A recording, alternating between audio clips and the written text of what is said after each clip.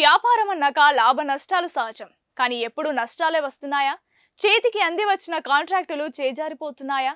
అసలు మీ ఎదుగుదలను చూసి ఎవరైనా నరదృష్టి పెట్టారా అని అనుమానంగా ఉందా? అయితే ఈ వీడియో మీకోసమే. ఇవాళ మనం జ్యోతిష శాస్త్రంలో అత్యంత శక్తివంతమైన వ్యాపార సామ్రాజ్యాన్ని నిలబెట్టే అద్భుతమైన యాగం గురించి తెలుసుకోబోతున్నాం. అదే సుదర్శన యాగం మరియు లక్ష్మీ కుబేర పాశుపత హోమం. మహావిష్ణువు చేతిలో ఉండే సుదర్శన చక్రం దుష్ట శక్తులను ఎలా సంహరిస్తుందో మనందరికీ తెలుసు.